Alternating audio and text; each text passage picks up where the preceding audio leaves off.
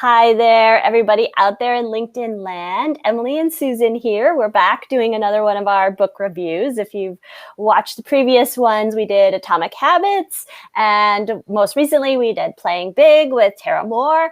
And I'm going to post that replay for that one actually tomorrow on my LinkedIn page. So you'll be able to catch the replay and see the full version on YouTube if you're interested in that. So today we are reviewing The Confidence Code by Claire Shipman and Katty. I've got the book over here. I'm looking at it. This is another book that I read at the same time where I read Playing Big with Tara Moore. And they're really, I think I was noticing a lot of comparisons and similarities. I can see why I first read them kind of together around the same time because they have similar themes. And so I think the Confidence Code is a great book. It's a New York Times bestseller, a little bit older. So, I was telling Susan offline, it was my suggestion to read the book because I had read it a few years ago and I thought she'd love it. And she did just pick it up for the first time. She's more recent to having finishing it than I have, but she was glad that I recommended it. Even though it's a little bit older, there's so much good stuff. It's so evergreen. So if you're just hearing about it now, don't be afraid to pick it up because it isn't new. So with that, I'm going to let Susan give you a quick summary of the book, and then we'll get into the review.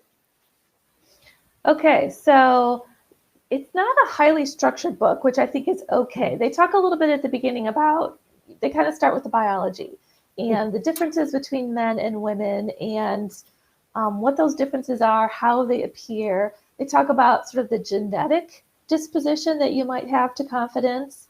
There's a couple of different gene sequences that can affect how much sort of natural confidence you have. But they've also shown that in nature versus nurture, nurture can win out. So even if you supposedly have these less good genes for confidence, with the right support as you're growing up, it's really not a factor, and you can be just as confident as the next person. Talks a lot about the differences between what male confidence or masculine confidence looks like and what feminine confidence looks like, and that we can't just copy what the men do. We talked a little bit about the whole book boils down to, it's really simple. Think less, take action, be authentic. Don't overthink. I mean, women are biologically prone to think more than men do, which is fine. Unfortunately, women also tend to ruminate over past failures, past mistakes that men just don't do. It's literally not in their DNA to do that. And to take action. Confidence isn't something that you can think your way to. You have to push yourself out of your comfort zone. You have to try hard things. You have to let yourself fail. And then to be authentic, be yourself. Again, don't try to practice confidence the way a man would. That's typically a little bit more aggressive, more assertive. If you try and do that yourself, it's not authentic. You're not going to feel good. It's funny, right near the end of the book, they have like 5 do's and a don't. And their don't is don't fake it till you make it. Because you'll just feel not yourself. And you're not going to get any comfort from doing something that's so far away from who you really are. So lots of good stuff. Now, I totally agree with you that I think we're very used now to these kinds of books that kind of spell it out for you a little bit at the end, like at the end of each chapter, the end of the book. Yeah. And this one, it makes it work a little more, but it's totally worth it. Yes, good. So many good points in there. Yeah, I'm with you. So it's written by Claire Shipman and Katty. Again, they are journalists in their background. They work on, I think, particularly American politics. A lot of their examples were political leaders and women in politics in particular. So yeah, it's written from a journalistic kind of perspective. It's not your typical business book, which is like, they're not obviously not aiming at the practical stuff. There's practical stuff in there for sure. Right. But you've got to dig into it, and it's all really backed up by a lot of really good research, but dense, a little bit dense. Totally doable. But yeah, I love that in the beginning, they start out with the story of Susan B. Anthony and the girl in Pakistan who wants to get her education, and Malala Yousafzai, I think. I'm sure I murdered that name. But they say, like, here's this suffragette in America who, knows she's not the best public speaker, but, she's in this movement. She's kind of the default leader of the movement. She's got to go up on stage. She's got to speak out. And so she makes it work. And then with Malala, she is in defiance of her government, going to school every day. And they say that the thing that these two have in common, thousands of years apart, or hundreds of years apart, I guess, in time, is that they have an unwavering belief that they can succeed. And I think that's, as good a definition of confidence as anything else laid out in the book, right? Having that unwavering belief that you can make it and that you can succeed. And I think what's great is they dig into this, an art of self-assurance, right? So they give us the science, and then they say, but by the way, like Susan said, it's not all genetics. It's not all nature. Right. You can work on the nurture side of things. And that's kind of the art side. Yeah, I know at one point they talk about the process of confidence, and then they talk about the feeling of confidence. Mm-hmm. And those are two different things, and I think we can get into we can say, okay, well, I have the right degree, I have the right contacts, I have the right network, I have the right experience, I can do this, but there's still going to be that little part of you, the feeling part of you, that is not just going to feel that confidence. And, they do talk about ways to kind of get past that, and taking action is one of them. It's, being willing to go out of your comfort zone, try something difficult, and fail. And I think we're all, especially, I think, postmodern women who've grown up, so those born after 1950 or 1960, I don't think effort is treated the same way as it used to be treated. Mm-hmm. And, being able to, or willing to put in some effort is something that's going to help you in the long run. I think some people feel if I don't do it well the first time, it's not worth me doing. I just don't have the capability. And, we need to try. And sometimes we're going to fail. I mean, I think of things that, I was a project manager. The first few projects I managed, I look back now and I'm like, oh my God, why did I do that?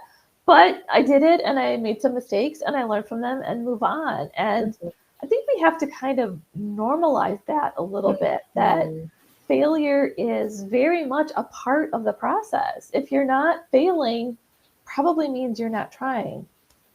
Yeah, that's a really good point. They talk a bit about, I think there's a section on failing fast, and that's kind of a Silicon Valley catch term, and I'm sure that that's related to the info there.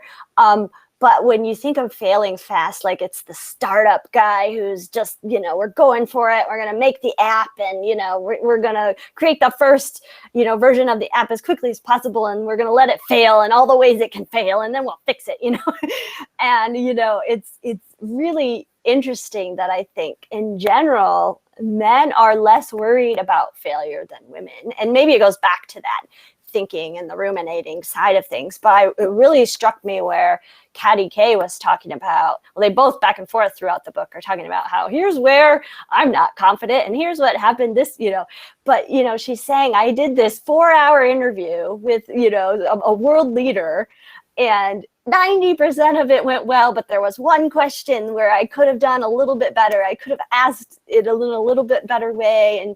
And she spends the next, 24 hours, 48 hours ruminating over that one question that she could have done, better.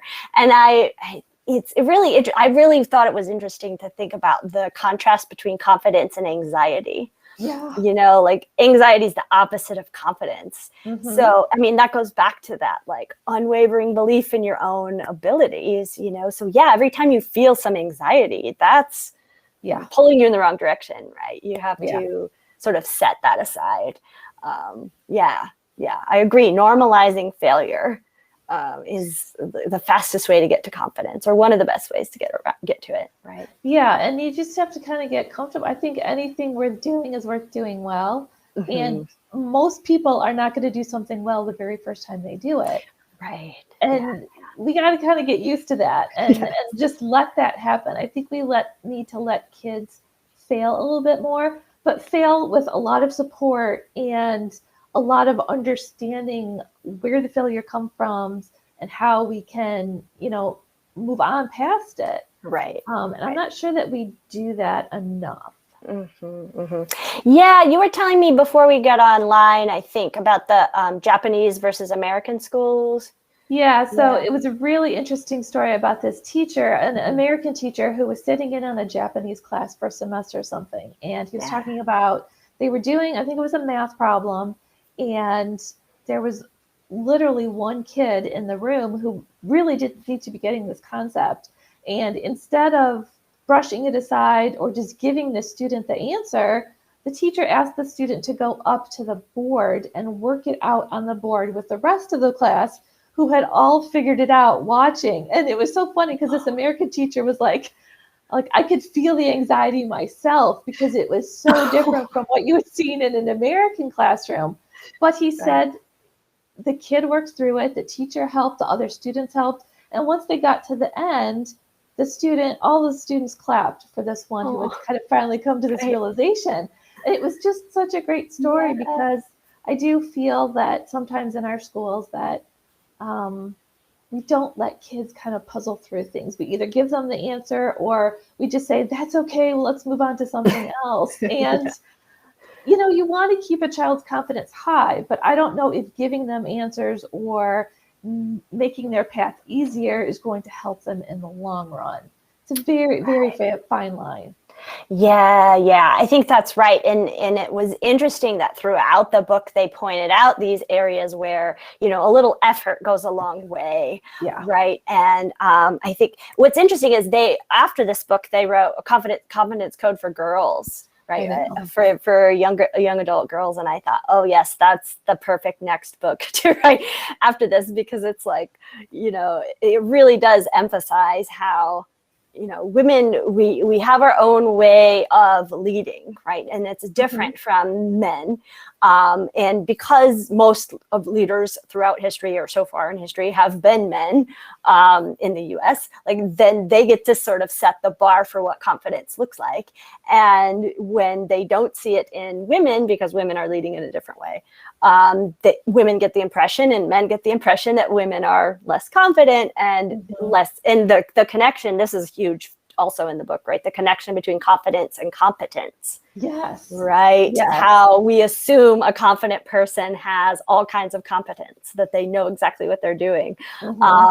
Right. And so if we don't perceive someone as confident, we probably also don't perceive them as knowing what they're doing. But that goes back to being afraid to fail, how vulnerability is seen as weakness, and all of that plays into this, all of our perceptions about confidence. I really love how deeply they go into all of that.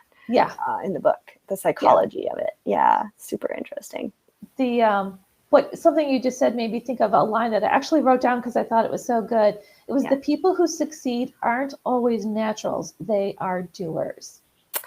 Yeah. And I'm thinking about that on today when the president's going to make an address on the day we're filming this. And for the very first time, he's going to have two women sitting behind him as the Speaker of the House and the Vice President. And, you think about those two women and what they had to do and the kind of confidence they had.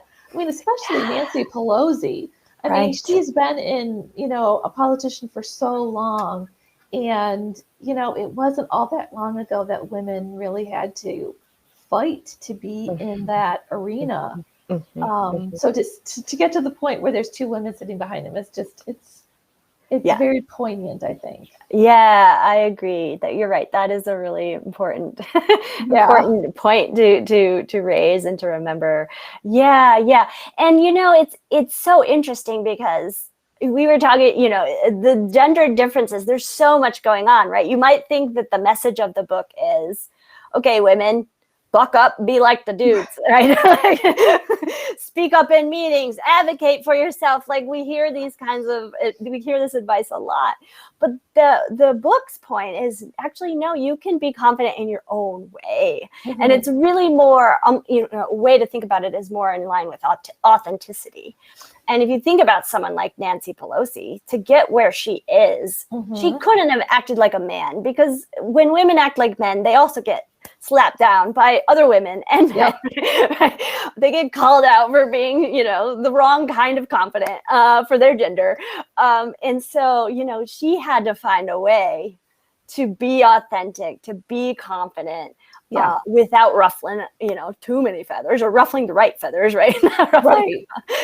Right. So it's such a delicate back and forth, right? Very much so. And, the neurobiology part of it is always so interesting to me.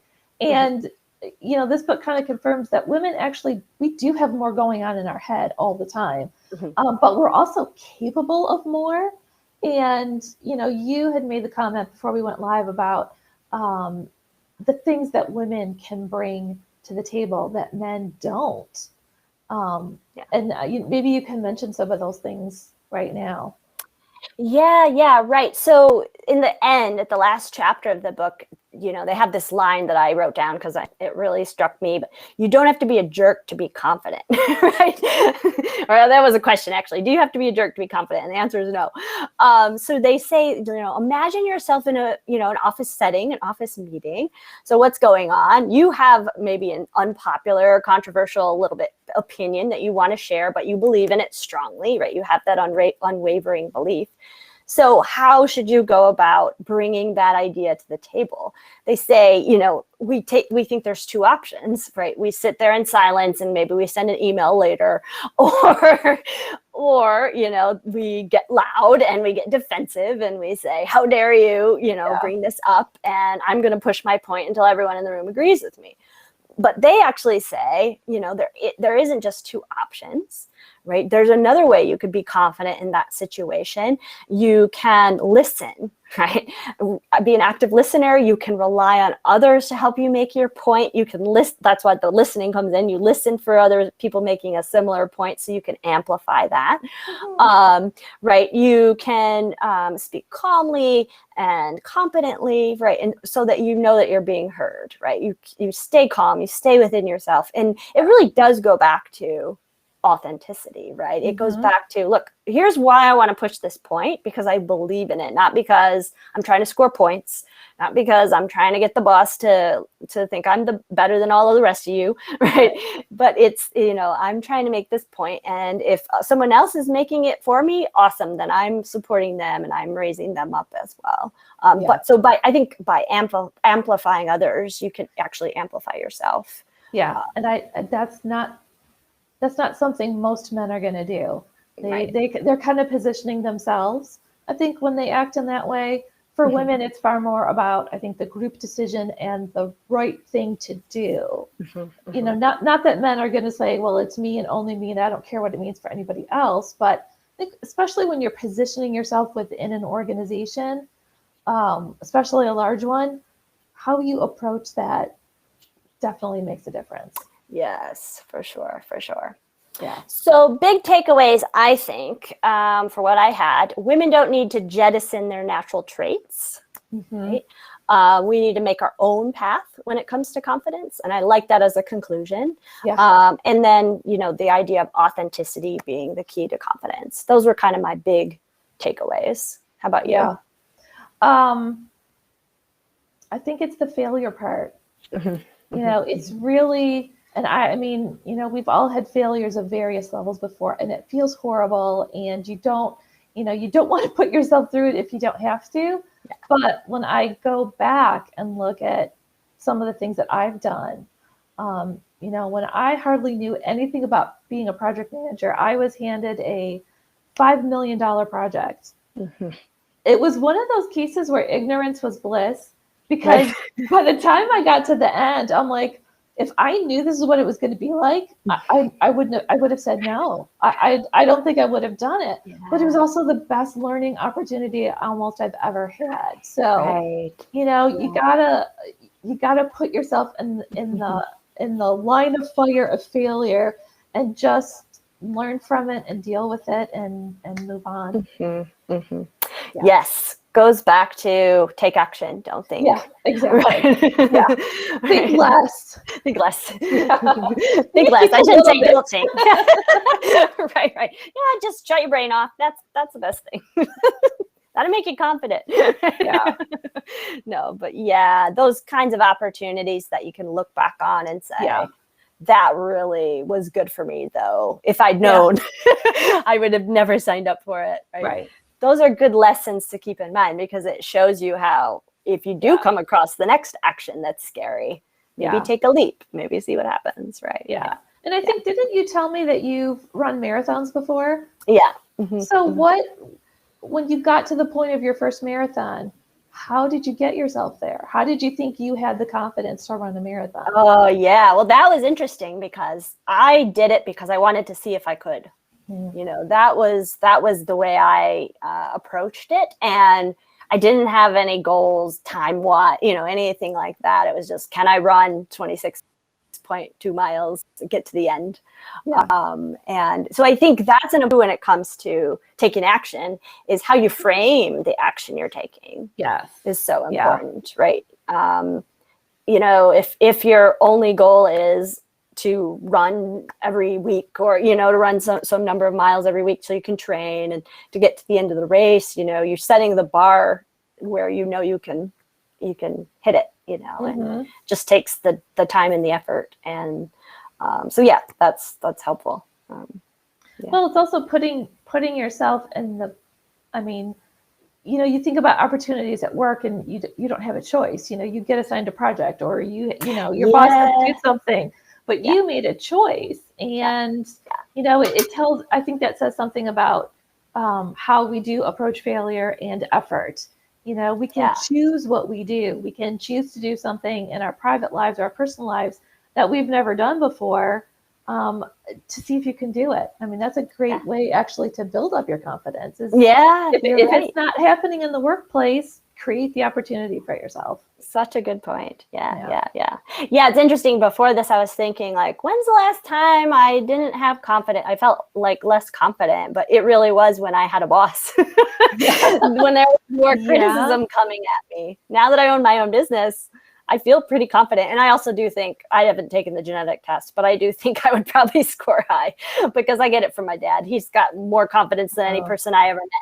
But, I have a lot of confidence, and I really do feel like that's kind of a natural advantage that I have, for sure. But when I'm getting the criticism, if someone doesn't pay their invoice at the, as quickly as they normally do, the first thought is, oh no, they're unhappy. That's a crisis of confidence. It all goes back to that idea that women, for some reason, do take those things much more to heart. We do take them more personally than men do. And just kind of being aware of that helps. This sounds bad now, but it's probably not as bad as it really is in the great scheme. Exactly. Yeah. And I think challenging those beliefs, right? Yeah. Just saying, wait a minute, what evidence do I have that they're unhappy? That they didn't pay the invoice? That's not evidence they're unhappy. That might be they're busy and they forgot, or any number of reasons. So. Yeah, and I think you saw my post, was that yesterday I was writing about the negative automatic thoughts. Right. And this is a really quick and easy action step you can take. Every time you have a negative thought, write it down. What were you feeling? Why were you feeling it? Because it gives you that opportunity to look at it a little bit more objectively. I just did it the other day. I saw someone who is like 10 steps farther than I am. And, all the outcomes. Why can't I do that? Why aren't people responding to me the way they are to her? Why all these things? And when you can type it out and you see it in words and you can type a response, well, I'm in a different place because of this, and that wouldn't work for me anyways because of this. It really does help. And it's just such a tiny thing, but it has a big impact if you take the time to do it. Yes, getting those negative thoughts outside of your head so you can look at them on paper makes a huge difference. Yeah, it really does. Love that. Yeah, that's a great practical tip from the book. You know, writing down your negative thoughts and challenging them. So yeah, love it. Thank you, Susan. This was fun, as usual. I'm so glad you recommended this one, because I think, you know, I have my top 10 list, but I think I'm going to have to change it, because I think this is going to take the place of one of the other ones. Oh my gosh. Yeah, it's huge for any woman starting a new career, starting a new business, right? Like understanding how confidence works is invaluable. If you're looking for graduation gifts for women this year, good. Perfect. Very good. Yes. Yeah. Love it. And if you have a daughter, the confidence code for girls is a really good one, right? Yeah. I love that they've done a book that's more geared toward teens. Yeah. I think, you know, if you have preteen or young teens, absolutely buy this book for them. Yes. Awesome. Yeah. Thanks, everybody. We enjoyed it as usual. We will see you next month. We will reveal the next book when we get there, because we haven't talked about it yet. So yay, we'll see what happens. Cool. Thank you, Susan. All right. Thank you. Bye. Bye.